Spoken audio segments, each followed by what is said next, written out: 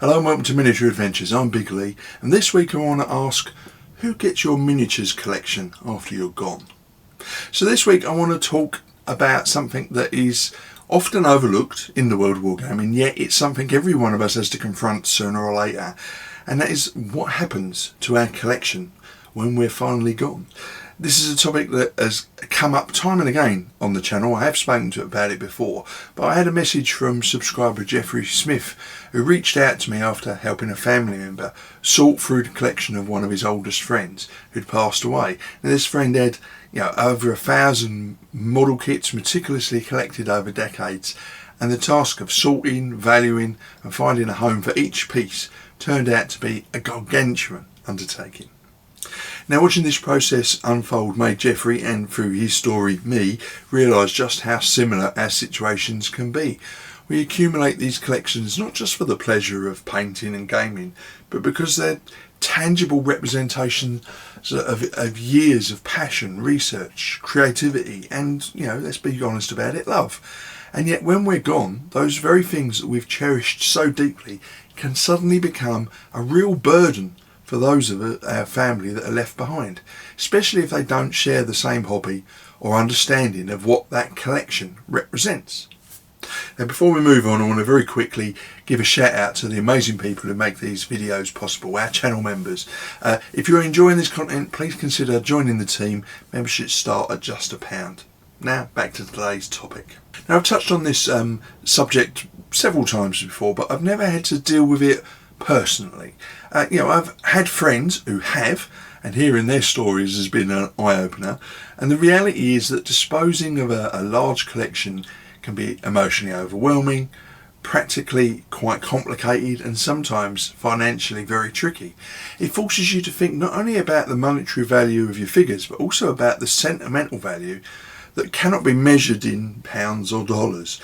It's the memories, the hours spent painting, the battles fought on countless tabletop campaigns, and the friendships forged over a shared passion. These are the things that make a collection priceless to us in a very real sense. And yet, when that person is gone, the collection can be misunderstood or undervalued by those that are left behind. And of course, this reveals a difficult truth. If you're not careful, you could leave a mountain of work for your family, and they may not have a single clue how to approach it. The task is often not just sorting and selling, it's understanding. They have to make decisions about objects that to them are just models, toys or clutter. They have to, to you they're a lifetime of dedication. One anecdote from another hobby illustrates this perfectly. A distant relative of mine told me about a friend in Australia who was an avid family historian. I've dabbled a bit in that myself over the years. They'd spent decades researching and documenting family history, building an archive of letters, photographs and records. And when he passed, his family, not fully appreciating the effort and meaning behind this research, simply threw much of it away. For us in the wargaming world, the lesson is clear. Make sure your family knows just how important your collection is to you. Explain the love, the hours of work and the significance of each piece. Do not assume they will understand without your guidance. So getting organised is definitely essential. I've spoken about this in previous videos and the advice still stands, perhaps now even more urgently. A well organised collection is easier to pass on, easier to sell and ultimately less stressful for those who will handle it after you're gone. I've helped clear family homes before and I can tell you that it's often overwhelming. People are confronted with decisions about hundreds, even thousands of items, and if nothing has been organised, the process can become emotionally exhausting and logistically daunting. By taking the time to a very simple catalogue, label and plan your collection, you can dramatically reduce the stress on your loved ones. Another aspect to consider is whether you want to downsize or not. Many other hobbyists I met have spent years gradually reducing their collections in preparation for their later years or for moving into care homes, for instance. By the time they reach that stage, they've often very few possessions, especially if they've had to relocate to smaller homes and eventually into a care facility. For some, this is a relief, a practical necessity, but it's not something I planned for myself. I firmly believe that playing a complex hobby like wargaming keeps the mind active and engaged. The social interactions, the strategic thinking, the tactile pleasure of painting and modelling, all of this contributes to health and well-being. I've talked about it very recently. And I intend to live and wargame for as long as I possibly can. But that doesn't mean ignoring the future.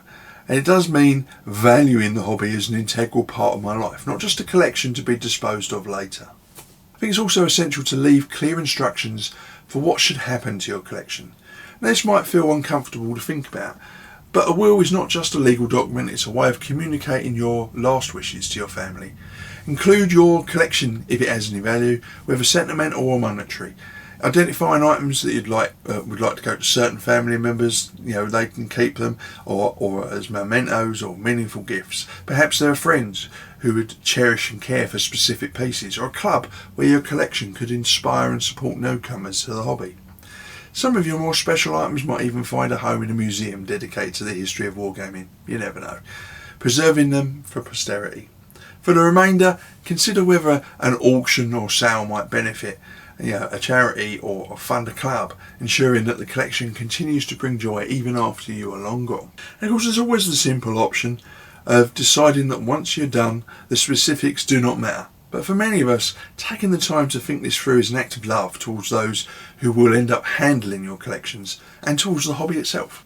The reality is that dealing with legacy collections is as much about mindset as it is about logistics. It requires acknowledging mortality, which is never comfortable. It asks us to consider how much we're willing to reduce our collections in our lifetime and how much we're willing to pass on. It challenges us to communicate clearly with those who will survive us and to provide guidance so that our passion does not become a source of stress or conflict for our loved ones. And it forces us to consider value in its fullest sense, beyond mere monetary appraisal, to include sentiment, history and personal meaning.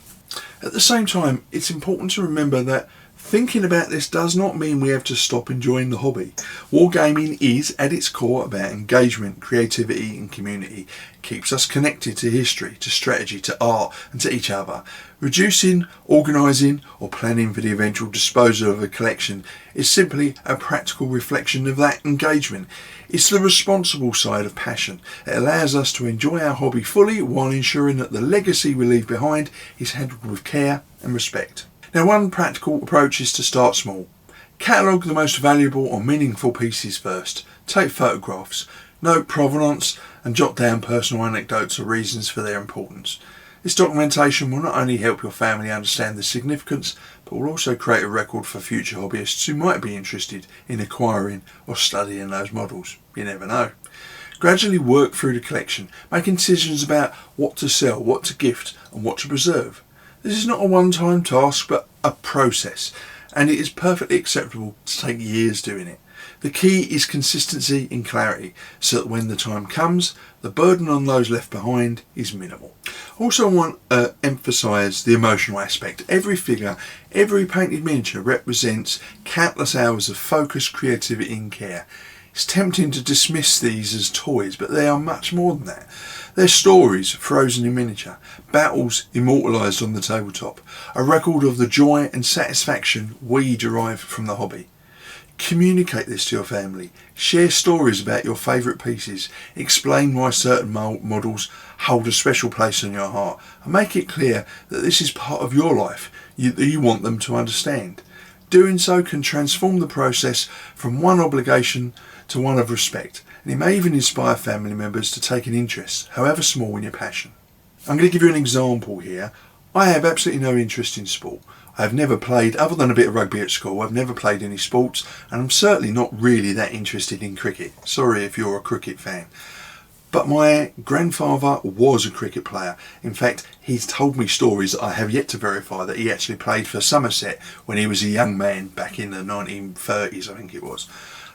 So when we were clearing the house after my nan's passing, and we found a cricket ball, I have no idea whether it was kept for a specific reason, whether this is a legacy of a match that he played in, but it reminded me of the stories that he told me about his love of cricket as a young man.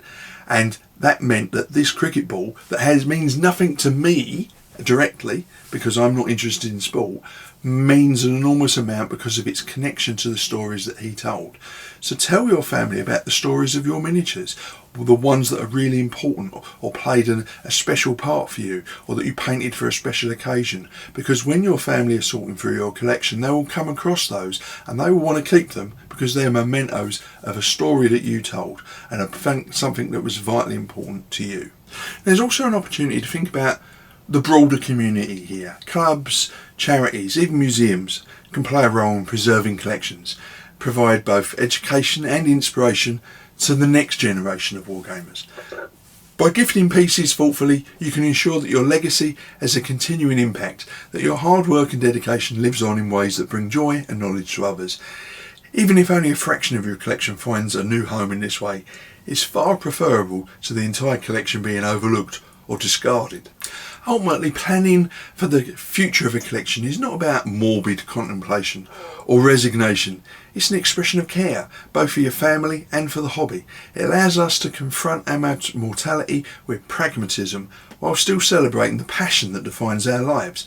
By organising, documenting and communicating clearly, we can reduce stress, preserve memories and ensure that the work we've put into our collections continues to have meaning long after we're gone. But I do recognise that in the end this is a deeply personal decision. There's no one-size-fits-all solution, and each hobbyist must find their own balance between enjoyment, practicality and legacy. But ignoring the issue entirely is rarely helpful. Even if your collection is modest, or even if it seems insignificant to outsiders, taking the time to think about what should happen to it is an act of responsibility and love. It's an acknowledgement that what we create and cherish has value beyond our own lifetimes. You may be happy for your collection to be given to a charity shop or to be donated to a local club. Communicate that to your family so they know that they're doing the right thing with your life's passion. So as you continue to paint, model and wargame, remember to occasionally step back and consider the long view. Think about the story your collection tells, the effort it represents and the people who might one day inherit it. Plan for that eventuality with care and thoughtfulness. Make sure your family understands its importance. Organise, document, decide what should be preserved, gifted or sold. And most importantly, continue to enjoy the table that's brought so much joy, connection and satisfaction to your life. Now I'm fortunate to be relatively healthy and I intend to be painting, gaming and collecting for a long time yet. But watching others navigate this difficult process has been a reminder that time moves on, that collections are finite and that we owe it to ourselves and to those we care about to think about the future. Your collection is more than models on a shelf. It's a reflection of your life, your dedication and your passion. Treat it with the thought and respect it deserves, and in doing so you ensure that even after you're gone, your story continues and your legacy lives on in the world of wargaming. So that's it for today. The conversation is ongoing and I encourage all of you to reflect on what your own legacy might look like, what your collection means to you and how you can plan for it responsibly. The hobby is not just about what we do today, it's also about what we leave behind for tomorrow. I'm not going anywhere just yet, touch wood, and I plan to continue enjoying every moment at the table with brush in hand and dice at the ready. So until next week, stay safe, keep gaming and keep rolling high.